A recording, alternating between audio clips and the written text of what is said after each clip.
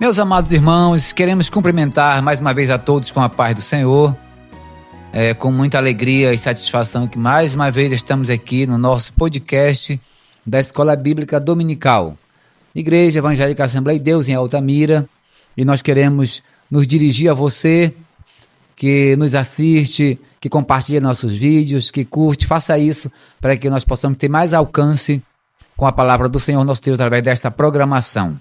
Aos nossos coordenadores, aos nossos professores, aos nossos alunos, a todos que amam a palavra do Senhor nosso Deus. Estamos aqui para estudar mais uma lição. Estamos já quase chegando ao final, da nossa revista, A Igreja em Jerusalém. Essa lição abençoada, e nós já estamos aqui na lição de número 11. Meus irmãos, esta lição, como as outras, sempre elas são divididas em blocos. E esta lição ela é dividida em 3 blocos. Então nós temos aqui da lição 1 até a lição 6, nós vemos aqui as características da igreja de Jerusalém, Você observa que nós estudamos nessas lições exatamente essas características da igreja de Jerusalém.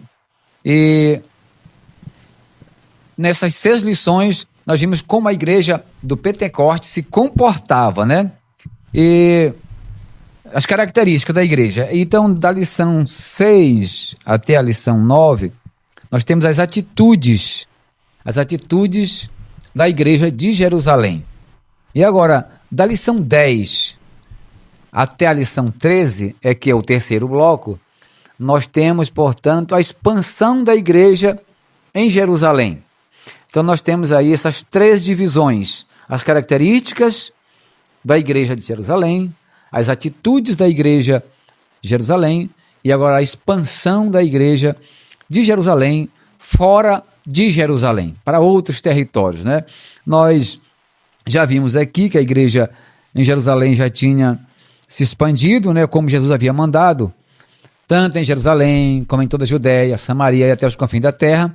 Nós vimos aqui na lição passada que a igreja de Jerusalém já tinha atingido aí a Galileia, a Judéia, a Samaria, E nós vamos agora, nesta lição, ver o alcance desta igreja aos gentios, ou seja, fora do povo judeu. Você deve observar, a gente lê isso lá em Atos, no capítulo 11, que os judeus eles saíam pregando a salvação na Galileia, Judéia, Samaria, mas eles pregavam para os judeus apenas. Nós vimos isso lá. Eles pregavam apenas para os judeus.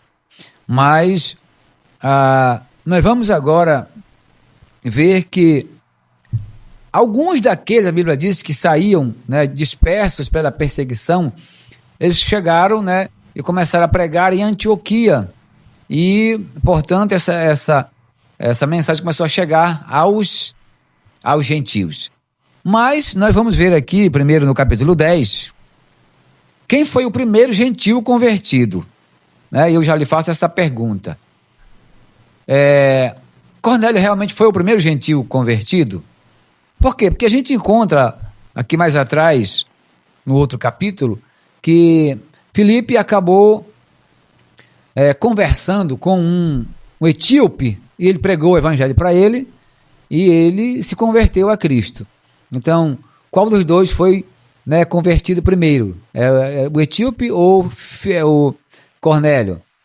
A questão do etíope é que alguns teólogos entendem que esse etíope, ele era judeu também, ele apenas morava na Etiópia, porque vocês sabem que pela dispersão dos judeus, na diáspora, o povo judeu se espalhou por várias nações. A gente vê isso lá em Atos 2, no dia de Pentecoste, Tinha lá, a Bíblia diz lá, tinha judeus de 12 ou 13 nações, se eu não estou enganado lá. Então, segundo alguns teólogos, este etíope, ele era também judeu, que apenas morava na Etiópia, ali na região ali da África. Então, mas ele era judeu, ele não era gentio. Mas Cornélio, sim. Esse é o personagem que vamos estudar hoje, e, portanto, esse sim era gentio. Aí a lição de número 11, que traz como tema uma igreja hebreia na casa de um estrangeiro. O texto áureo diz assim: respondeu então Pedro: pode alguém, porventura, recusar a água para que não seja batizado estes que também receberam, como nós, o Espírito Santo? Atos 10, 47. A verdade prática diz assim: o episódio da igreja hebreia na casa do gentil Cornélio demonstra que Deus não faz acepção de pessoas. Então, meus irmãos, vamos tratar aqui sobre este personagem. A nossa leitura bíblica em classe está em Atos, capítulo 10. Depois você lê aí com mais tempo. Nós vamos só citar aqui alguns pontos, nós vamos ler todo o texto para ganhar tempo, mas a nossa lição está dividida em 3 tópicos, como é de costume: a revelação de Deus aos gentios, primeiro tópico; o segundo tópico, a salvação dos gentios; e o terceiro tópico, o Espírito derramado sobre os gentios. Que maravilha, né? Bênção de Deus. Então, meus irmãos, o capítulo 10 de Atos, ele trata aqui de um personagem chamado Cornélio. Veja o que diz aqui a nossa lição, tópico 1, subtópico 1. A visão de Cornélio. Cornélio, um centurião romano da cidade de Cesareia, orava por volta das 3 horas da tarde. Veja só, irmão, se você for ler a leitura bíblica em classe, para nós entrar direto na lição, a Bíblia diz que havia em Cesareia, essa Cesareia, eu quero que você fique ciente de que havia 2 Cesareias, Cesareia de Filipe e Cesareia Marítima. Então este Cornélio morava na Cesareia Marítima, próxima à beira-mar, né? E a Cesareia de Filipe foi construída exatamente por Herodes o Grande, e depois foi ampliada por Filipe, né, seu filho, e que acabou levando este nome, Cesareia de Filipe, em homenagem exatamente a Filipe, o Herodes Filipe, filho do Herodes o Grande, né? Então, Cornélio morava em Cesareia Marítima. Então, esse Cornélio, diz a Bíblia que ele era um centurião. O que é um centurião? Ele era um comandante da corte romana, um comandante de um grupo de soldados, de 100 soldados, ou seja, uma centúria. Quando a Bíblia diz aqui, é um centurião, é que cuidava de uma centúria, 100 soldados. Então, este era um comandante de um pelotão, né, ou de uma companhia de 100 soldados. E o que nos chama a atenção aqui, que a Bíblia diz que este homem, ele era um homem temente a Deus. Essa expressão, meus irmãos, temente a Deus, ela é equivalente à mesma expressão, digamos, por exemplo, os prosélitos, né? Ela equivale aos prosélitos. Os prosélitos são aquelas pessoas convertidas ao judaísmo. Aqui a expressão temente a Deus era uma pessoa que não era judia, que não era judeu, que se convertia ao judaísmo. O problema é que Cornélio, ele não seguia as leis judaicas, porque ele era romano, comandante do exército, logo ele não podia, em hipótese alguma, seguir as leis judaicas. Então ele era um homem temente a Deus, ou seja, ele obedecia a Deus, ele fazia suas orações, dava esmola, só que ele não podia, digamos, incorporar a religião judaica, que o próprio Roma, né, os romanos não iam aceitar. Então, digamos assim, ele era um convertido, mas camuflado. Por isso que ele é chamado temente a Deus. Ele temia a Deus, mas não seguia a religião judaica, né? Mas ele era temente a Deus. E a Bíblia diz aqui que ele estava orando às 3 horas da tarde. Você deve lembrar que os judeus, até hoje, eles têm como obrigação fazer oração a Deus 3 vezes ao dia, né? Às 3 horas, às 6 horas e às 9 horas, que é diferente do nosso calendário, claro, né? Então eles oram até hoje nesses 3 horários. E Cornélio, né, como era um homem já temente a Deus, ele também fazia as suas orações. E nós observamos aqui que ele estava orando aqui na 3ª hora. Essa 3ª hora no calendário judaico é a hora 9, 9 horas da manhã, né? Então ele orava 9 da manhã, meio-dia e 3 da tarde. Esse é o horário que os judeus oravam e que oram ainda até hoje, especificamente. Você vê que Daniel, ele fazia essas orações nesses horários. Então Cornélio estava orando. Isso nos chama muita atenção, que ele não era, digamos assim, ainda não fazia parte da igreja, mas ele orava. buscava a Deus, né? E às vezes nós, que somos, né, parte da igreja, às vezes não temos esse hábito de orar. Que isso sirva de lição para todos nós, que possamos realmente incorporar o desejo, né, e entender a necessidade da oração. E Cornélio estava orando. E enquanto ele orava, diz a Bíblia aqui que um anjo apareceu a ele. Veja, irmãos, a necessidade aqui tão grande, aqui nós vamos já ver isso aqui mais na frente, a urgência da pregação do Evangelho, no terceiro subtópico, é que um anjo aparece a Cornélio. Porque Deus queria salvar Cornélio. A Bíblia diz lá em 1 Timóteo, né, capítulo 4, versículo 2, acho que é isso, que diz que Deus quer que todos os homens se salvem e cheguem ao pleno conhecimento da verdade. Esse é o desejo de Deus. Então ele viu Cornélio sendo temente a ele, um homem que orava, e a Bíblia diz que dava esmola aos necessitados. Então isso chamou a atenção de Deus, isso agradou a Deus. Agora, irmãos, por que Deus ouviu a oração de Cornélio? Porque ele era temente a Deus. Você deve lembrar que lá em João, a Bíblia diz que Deus não atende a pecadores, mas se alguém é temente a Deus e guarda a sua palavra, este ouve, a Bíblia diz lá, né? Então, Deus ouviu o Cornélio por quê? Porque ele era temente a Deus. Essa é a qualidade, né, que levou o Senhor a ouvir a oração de Cornélio. Mas a Bíblia diz que Deus não atende a pecadores. Deus ouviu a oração dele porque ele era temente a Deus, né? E fazia oração de contínuo, orava. Agora, o que nos chama a atenção, meus irmãos, é que isso não é o suficiente para a salvação. Fazer boas obras, como muitos acham aí, né, que o importante é só fazer boas obras, né, fazer o bem às pessoas necessitadas, né, aos órfãos, às viúvas, né, ser uma pessoa de bem. Cornélio era tudo isso. E Deus sentiu a necessidade de levar até ele a salvação. Então Deus, a Bíblia diz que enviou um anjo, não para pregar o evangelho, que fique bem registrado isso aqui, meus irmãos, a responsabilidade dos anjos não é de pregar o evangelho.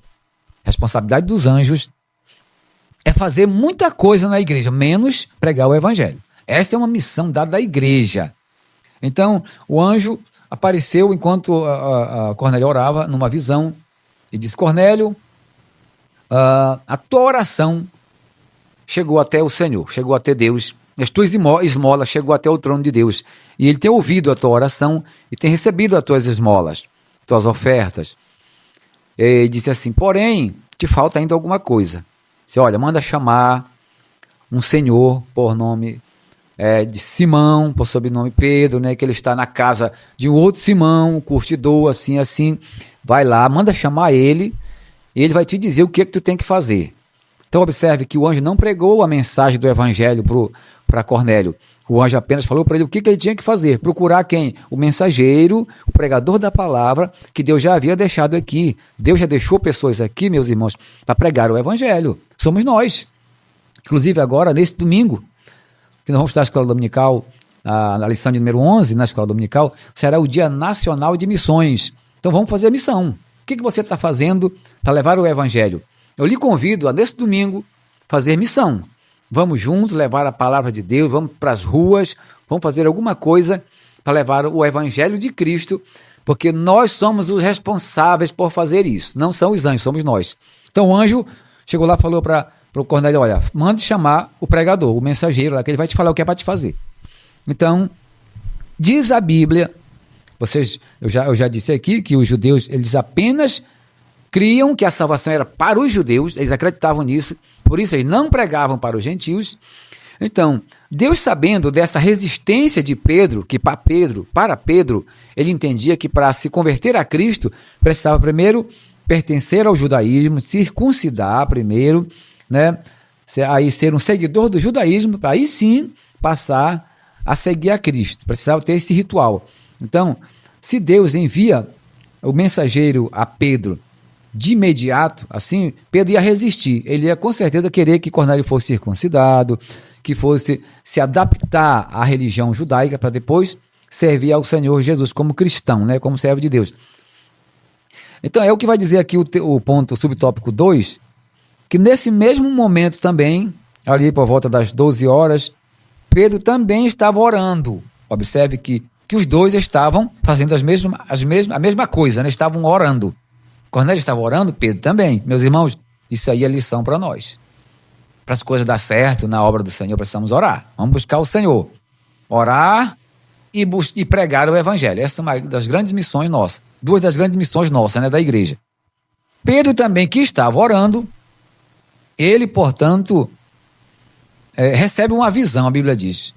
Tem uma visão e, do nada, quando ele estava orando, ele vê diante dele, aparece um cenário e ele vê no céu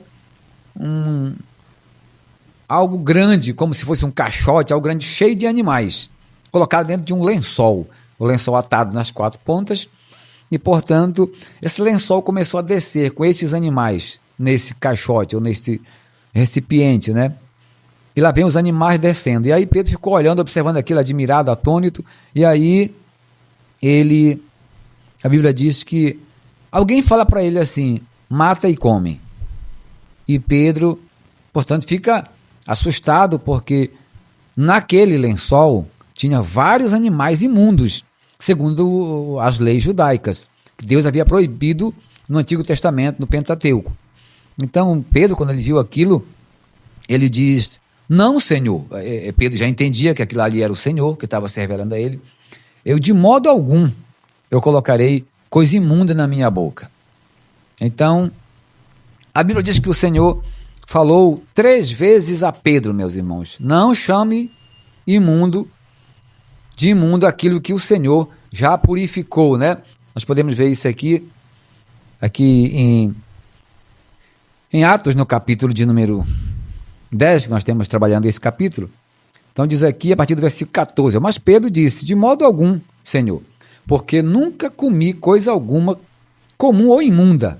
Então, e segunda vez, lhe disse a voz, não faças tu comum ou imunda o que Deus purificou. Aí diz o versículo 16, e aconteceu isto por 3 vezes. Então observe, que, meus irmãos, que Pedro, ele é o discípulo ou apóstolo das 3 vezes, né? Você observa que tudo para Pedro tinha que ter 3 vezes, né? O galo teve que cantar 3 vezes para poder ele despertar. Quando o Senhor se encontra com ele, que pergunta se ele o amava, ele precisou repetir 3 vezes. Então, observe que aqui também foi 3 vezes. Pedro tinha muito nessa questão das 3 vezes. Ele era meio teimoso, né? Tudo tinha que ter 3 vezes para ele. De imediato ele não aceitava, né? Ele relutava, né? Então diz a Bíblia que por 3 vezes ele resistiu. E aí ele, portanto, aí entendeu do que se tratava. Então Deus estava mostrando para ele, que eu quero deixar aqui isso registrado também, meus irmãos, não tinha nada a ver com as leis dietéticas que eu acabei de citar aqui. Essa revelação não estava frisando a questão das leis dietéticas. O que Pedro tinha que comer, o que ele não tinha, não era nada disso, não. Era uma visão que ele precisava interpretar. Então, aqueles animais imundos tinham uma simbologia. E esses animais imundos simbolizavam os gentios. Então, os animais puros seriam os judeus e os animais impuros seriam os gentios. Porém, o Senhor estava falando para Pedro que todos aqueles animais, nenhum deles era imundo, que todos eram iguais. Então, ou seja, Deus estava se revelando a Pedro acerca da salvação, que todos tinham o mesmo direito, que todos eram iguais a respeito do que diz respeito à salvação, né? Então, esse era o significado do sonho, né? Daquela visão, quer dizer. Então, veja só, meus irmãos, nós entendemos que, nós vimos nos capítulos anteriores, que Pedro sempre foi aquela pessoa protagonista na história da igreja. Por quê? Você vai ver lá no dia de Pentecoste, aliás, bem antes disso, né, lá em Cesareia de Filipe, quando Cristo perguntou para Pedro, quem diz vós ser o filho dos homens, né? Filho do homem. Quem diz os homens ser o filho do homem? Pedro, portanto, a Bíblia diz que depois daquela resposta, né, que foi dada pelos discípulos, um diz que tu é Elias, que tu és Jeremias, que tu és isso, aquilo, Moisés, aí a Bíblia diz que Pedro, quando Jesus pergunta a ele, vós, quem dizes que eu sou? Pedro diz, tu és o Cristo, filho do Deus vivo. Então aí, a Bíblia diz que o Senhor disse sobre esta pedra, né, edificaria a minha igreja e tal, e as portas do inferno não prevalecerão contra ela. Então a Bíblia diz que Deus entregou para Pedro as chaves, né, te daria as chaves do céu, e o que tu ligares na terra será ligado no céu. Então, observe que Jesus falou assim, eu te darei as chaves, então é mais de uma, né? Então, nós entendemos, veja só, Pedro, ele foi o responsável por começar a pregação do evangelho após o Pentecostes. Ele foi quem abriu as portas, por quê? Porque ele que tinha a chave. Deus havia dado para Pedro a chave. Então, essa chave aqui é a chave do evangelho, meus irmãos. A chave do evangelho não é a chave da igreja, como muitos dizem aí, né? Inclusive, a igreja católica apostólica romana entende que Pedro tem as chaves da igreja, né? Por isso que, inclusive, se você for observar no uniforme do Papa, tem 2 chaves lá, assim, né? O desenho de 2 chaves, né? Que ele entende que Pedro é que teve essas chaves, né? Da igreja, foi dado por Deus. Então, observe que realmente Pedro Deus deu a ele mais de uma chave, ou seja, pelo menos 2 chaves Pedro tinha. Então, a primeira chave, Pedro já abriu com a pregação do evangelho aos judeus. E você observa que quando a igreja de Jerusalém soube que tinha outras igrejas que estavam sendo abertas já fora de Jerusalém, a Bíblia diz que foi enviado para lá Pedro e João, né, para uma das igrejas. Então, Pedro ele era uma espécie de supervisor. Pedro ele não era, irmãos, ele não era pastor da igreja de Jerusalém. A igreja de Jerusalém, que era o pastor lá, era Tiago, irmão de Jesus, irmão do Senhor, né? Então, Pedro ele ficou na supervisão de várias igrejas. A gente vê isso em Atos dos Apóstolos. Então, ele era supervisor, ele organizava as igrejas. Quando ele sabia que tinha um trabalho, a igreja mandava ele lá e ele organizando. Então, é como se Pedro tivesse realmente a chave disso, da igreja, do evangelho, né, da organização, do evangelismo. Pedro tinha essa chave na mão dos judeus, o evangelho para os judeus. Porém, era apenas para os judeus. Mas agora chegou a hora de pregar o evangelho para os gentios. E quem seria a pessoa indicada para pregar o evangelho aos gentios? Por que Deus, o Senhor mandou chamar Pedro? Exatamente por isso, porque Pedro era quem tinha as chaves. Te daria as chaves do céu. E o que tu ligares na terra será ligado no céu. O que tu desligares na terra será desligado no céu. Então, agora, para pregar o evangelho para os gentios, mandou chamar quem? Pedro novamente. Porque Pedro era aquele que tinha as chaves do evangelho dado por Cristo, ele que tinha que dar abertura nisso. A missão de Pedro foi muito importante no início da igreja. Porém, queremos ressaltar aqui, Pedro nunca foi o pastor da igreja, ele nunca foi o líder. Então, ele nunca foi papa, como muitos dizem aí, que ele foi o primeiro papa. Não, Pedro nunca teve essa missão, ele nunca nem foi pastor em Jerusalém.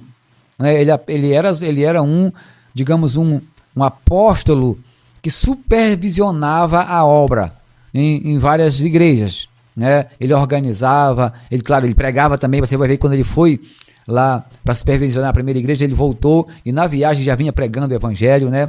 Levando a palavra de Deus. Então, Pedro agora vê a visão do lençol, conversa, o anjo mostra para ele tudo, está tudo certo. Então, quando Pedro acaba de ter esta visão, aí chega na casa onde ele estava os mensageiros de Cornélio. Então, observe, quando Cornélio terminou de ter aquela visão, que Deus falou para ele que era para mandar buscar um homem para conversar com ele, Deus deu o nome, irmãos, e até o endereço, porque Deus, ele é onisciente, sabe todas as coisas. Ele disse, olha, tu vai mandar chamar o Simão, que tem por sobrenome Pedro, ele está na casa de outro Simão, mas esse Simão é o Simão curtidor, que está na casa do Simão curtidor. Tu vai mandar chamar o outro Simão, que tem por sobrenome Pedro. Então Deus explicou tudo direitinho. Deus não confunde as coisas. Deus não deixa ninguém confundido. A própria Bíblia diz isso. Então, Pedro, que estava do outro lado, tendo aquela visão do lençol com os animais, quando ele acaba de ter a visão, portanto, os mensageiros que Cornélio havia enviado, eles chegam lá, batendo na porta. E aí, quando eles chegam, Pedro pergunta o que? Então, eles falam para ele, conta a história. Quando eles contam a história para Pedro, aí que Pedro vai entender a visão que ele havia tido do lençol com os animais puros e impuros, né? Então, nós vamos aqui para o segundo ponto, a salvação dos gentios, a pregação aos gentios. Pedro reconheceu a missão de pregar para Cornélio e sua casa. Então, o que nós vamos ver aqui, meus irmãos, nesse segundo ponto, essa conversão dos gentios. Então, observe, Pedro entendeu que ele havia pregado para os judeus, ótimo, estava cumprindo com a sua missão, mas faltavam os gentios. Mas ele entendia, todos os judeus entendiam que não, que o evangelho era apenas para os judeus. Cristo mostrou agora para ele, agora ele começou a entender que realmente né, o evangelho também precisava ser levado aos outros, porque todos eram iguais, né? Lá não tinha ninguém impuro, lá não tinha ninguém, digamos assim, sem a oportunidade de ouvir o evangelho. Todos tinham o mesmo direito. Deus repreendeu ele 3 vezes por causa dele pensar assim. Então, quando Pedro recebe, portanto, essa notícia, Pedro vai, né? Vai à casa onde Deus havia mandado ele ir, que Cornélio ia esperar ele lá, na casa dele. Então Cornélio, claro, com certeza mandou chamar, né, amigos, familiares, e com certeza a casa ficou cheia de gente, né? Então, aí chega, portanto, o apóstolo Pedro lá. E a Bíblia diz que Pedro levou com ele alguns dos judeus. Alguns dizem que foi meia dúzia de judeus que ele levou com ele. Certo é que ele levou alguns irmãos. Então, Pedro chega lá, e Cornélio, que já estava esperando, né, com toda aquela ansiedade, com todo aquele prazer, né, ansioso para ouvir o que Pedro tinha a dizer a ele. Então, a Bíblia diz que Cornélio, ele se curvou, dobrou o joelho diante de Pedro, né, e Pedro disse: não, senhor, não faça isso. Não faça isso. Mais uma prova de que Pedro não era papa, de que Pedro não aceitava adoração, né? Que os papas de hoje aceitam, né, a adoração. Então muita gente se curva diante dos papas, né, beija a mão inclusive, faz todo aquele ritual. Não, Pedro não aceitou isso. Pedro diz: não faça isso, porque eu sou homem igual a você. Então, naquele momento, Cornélio, portanto, se levantou e Cornélio conta para Pedro tudo o que aconteceu. Então, a partir daí, Pedro foi entender melhor ainda a visão que ele tinha tido, né? E aí, meus irmãos, aí Pedro, ele vai realmente pregar o evangelho, ele vai falar agora para Cornélio e para todos que estavam ali acerca do que estava acontecendo. Aí, olha o que diz aqui o versículo 34 do capítulo 10. E abrindo Pedro a boca, disse: reconheço por verdade que Deus não faz acepção de pessoas. Ele já começou assim, ele entendeu, ele disse: sim, eu entendi, eu reconheço realmente, né, que eu estava errado, que nós estávamos errados, entendendo que o evangelho era apenas para os judeus. Ele diz: não, eu já entendi, Deus já me mostrou que realmente ele não faz acepção de pessoas, que o evangelho é para todos, que o evangelho pode e deve ser anunciado a todos, porque a salvação está disponível para todos. Aí diz aqui, não faz acepção de pessoas, mas que ele é agradável àquele que em qualquer nação, né, não só o judeu, mas qualquer nação o teme e faz o que é justo. Né? O importante é isso, temer a Deus, ser justo, praticar a justiça, independentemente de nações.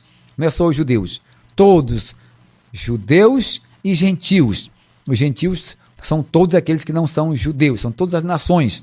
Para Deus, meus irmãos, só tem 3 tipos de pessoas na terra. Deus só vê 3 povos, 3 tipos de pessoas: judeus, gentios e a igreja. A Bíblia diz lá em 2 Coríntios, capítulo 10, judeu, gentio e igreja. Então tem os judeus e os gentios. Esses, aceitando a Cristo como Salvador, formam um outro povo que é a igreja. Então, todas as nações deveriam aceitar a Cristo, né? Ser justos, fazer o que é bom, fazer a justiça, praticar a justiça, né? Temer ao Senhor, e aí a salvação o alcançaria. A palavra que ele enviou aos filhos de Israel, versículo 36, anunciando a paz de Jesus Cristo. Aí aqui, meus irmãos, nós vamos ver que Pedro, ele vai trazer a mensagem que era necessária para a salvação de Cornélio e os seus ouvintes que lá estavam. Então, lá Pedro, ele não foi contar história, né? Lá ele não foi pregar prosperidade, né? Lá ele não foi orar sobre a vassoura, daí não foi orar sobre o óleo para ungir alguém. Lá Pedro foi pregar o evangelho de Cristo. Olha o que Pedro começa o seu discurso, da pregação de Pedro, ele começa assim, versículo 38, como Deus ungiu a Jesus de Nazaré, com o Espírito Santo e com virtude, o qual andou fazendo bem e curando a todos os oprimidos do diabo, porque Deus era com ele. Ele continua, e nós somos testemunha de todas as coisas que fez, tanto na terra da Judéia, como em Jerusalém, ao qual mataram, pendurando no madeiro. E ele continua. Veja que a pregação de Pedro aqui, meus irmãos, foi uma mensagem cristocêntrica, mensagem verdadeira da cruz. Pedro aqui pregava a Cristo crucificado. Toda a mensagem de Pedro aqui foi a mensagem da cruz. Por quê? Porque é esta mensagem da cruz que transforma o coração do pecador. É esta mensagem que transforma o mais vil pecador em uma nova criatura. Então Pedro aqui, ele prega não prosperidade, prega aqui não sucesso financeiro, não prega aqui autoajuda para ninguém, mas ele prega a mensagem da cruz, a mensagem salvífica de salvação a todos que crerem em Cristo. Então, a Bíblia diz, já no terceiro ponto para nós terminar, a Bíblia diz que enquanto Pedro pregava esta mensagem, olha o que diz aqui, versículo 44, acho que é isso. E dizendo Pedro ainda estas palavras, caiu o Espírito Santo sobre todos os que ouviam a palavra. E os fiéis que eram da circuncisão, todos quantos tinham vindo com Pedro, aqueles judeus que Pedro trouxe, né, maravilharam-se de que o dom do Espírito Santo se derramasse também sobre os gentios. Que maravilha, né? Aí continua dizendo aqui, porque os ouviam falar em línguas e glorificar a Deus. Aqui, meus irmãos, mais uma prova de que o batismo com o Espírito Santo, ele vem acompanhado de línguas estranhas, línguas diferentes. Aqui eles ouviam falar em outras línguas, e essas línguas, meus irmãos, não eram línguas materiais, como diz aí, línguas humanas. Não, essas aqui eram línguas celestiais. Isso aqui são línguas que a Bíblia diz que precisa ser interpretada. Ora, se ela for língua humana, não precisa interpretar. Não precisa receber o dom de interpretação. Como Paulo disse, né? Aquele que tenha o dom de língua, que ore para que possa interpretar. Ora, se fosse uma língua humana, bastava chamar um intérprete. Precisava orar. Chamava o intérprete dava a interpretação. Não. Aqui é algo espiritual. Só se interpreta aqui se for através do dom de interpretação de línguas. Então, nesse momento que eles receberam o dom do Espírito Santo, enquanto Pedro orava por eles ali, aceitando a Cristo como Salvador, meus irmãos, eles já receberam o Espírito Santo. Eles já receberam o batismo com o Espírito Santo. Deus fez isso aqui como algo extraordinário. Para quê? Para que eles entendessem de fato que Deus estava naquele negócio. Para que Pedro não rejeitasse batizar a eles. Porque você observa aqui no texto áureo, que Pedro, depois que ele viu o Espírito Santo caindo sobre os irmãos, ele disse, respondeu Pedro, então Pedro, pode alguém, porventura, recusar a água para que não sejam batizados estes que também receberam, como nós, o Espírito Santo? Observe, meus irmãos, que se o Espírito Santo não tivesse sido derramado neste momento e batizado os irmãos, talvez Pedro ainda ia se negar a batizar esses irmãos. Talvez Pedro ainda ia querer que eles passassem pelo ritual da circuncisão, né, das cerimônias judaicas, para depois se passar a servir ao Senhor. Mas Deus, que é poderoso, ele já colocou logo aqui o Espírito Santo, antes mesmo que aqueles irmãos fossem batizados nas águas. Isso aqui eu quero abrir também um parênteses aqui, meus irmãos, que é possível que isso aconteça. Veja só, tem várias pessoas que eles recebem o batismo com o Espírito Santo antes mesmo de descer às águas. O que acontece? As pessoas que muitas das vezes, ela nem foi batizada ainda, mas ela já recebe o batismo com o Espírito Santo, por quê? Porque ela já creu, ela já se converteu a Cristo, ela já aceitou a Cristo no seu coração. Então, como ela já se converteu internamente, ela já aceitou a Cristo no seu coração, Jesus já batiza logo com o Espírito Santo, dependendo da necessidade, porque Deus é soberano, ele faz como ele quer e na hora que ele quer. Então, primeiro aqui foi o Espírito Santo, o batismo com o Espírito Santo, depois o batismo nas águas. Agora, claro que nós sempre seguimos a sequência, né? Essa pessoa se converte a Cristo, depois a gente batiza, né? E aí essa pessoa vai buscando o batismo com o Espírito Santo até receber. Nesse caso aqui não, porque Deus ele não vive preso numa caixinha, ele não tem uma regra específica, Deus faz as coisas como ele quer, porque é soberano. Então ele batizou logo todo mundo aqui com o Espírito Santo. Aqueles que creram receberam o batismo com o Espírito Santo e, portanto, foram logo em seguida batizados nas águas. Porque Pedro disse aqui, não tem como a gente negar o batismo para esse povo aqui, porque eles já foram batizados com o Espírito Santo. Se o Senhor Jesus já os batizou com o Espírito Santo, nós não podemos recusar de batizar nas águas. Se o Senhor já aceitou a eles, não é nós que vamos recusar. Então a Bíblia diz que Pedro, ele, portanto, batizou aqueles crentes. ele os batizou, digamos, eu digo crente porque as pessoas já tinham se convertido no seu interior, no seu coração já tinham crido, né? Ouvindo a palavra da cruz, ouvindo a mensagem pregada pelo Evangelho. Enquanto Pedro pregava aqui, meus irmãos, essas pessoas se converteram, elas receberam no seu coração, deram lugar ao Espírito Santo a seu coração, que o estava chamando, que estava falando com eles deram lugar no seu coração, o Espírito Santo entrou no coração deles e, portanto, eles foram convertidos, se arrependeram, creram no Senhor e o aceitaram a Cristo como seu Salvador. Depois Pedro ora por eles, é claro, depois eles vão descer as águas. Então, a Bíblia diz que Pedro, depois que aconteceu tudo isso, né, houve um grande rebuliço na casa de Cornélio, e isso é o que a lição nos diz, a igreja, né, de Jerusalém, na casa de um estrangeiro, né, e foi o que aconteceu lá. A igreja hebreia, né, na casa de um estrangeiro, é o tema da nossa lição. Então, esta igreja de Jerusalém, a igreja hebreia, que era Pedro e os seus companheiros, que havia ido com eles, na casa de um estrangeiro, lá se formou agora uma grande igreja gentílica. Então, observe que aquele Pedro, que tinha a chave do evangelho para os judeus, para o judaísmo, também tinha a chave para os gentios. Então, foi ele quem abriu as portas para os gentios. Levou o evangelho para os gentios e ali muitas vidas se converteram a Cristo. E nós vimos que depois disso, a igreja de Jerusalém, os irmãos, os apóstolos, souberam disso, porque logo, né, a notícia logo corre, né? Então a Bíblia diz que quando eles souberam que Pedro havia batizado gentios, eles ficaram meio que revoltados, né? A Bíblia diz que formou-se uma comissão para conversar com Pedro. Não, isso não pode acontecer. Os gentios, como assim? Porque eles entendiam que a salvação era apenas para os judeus.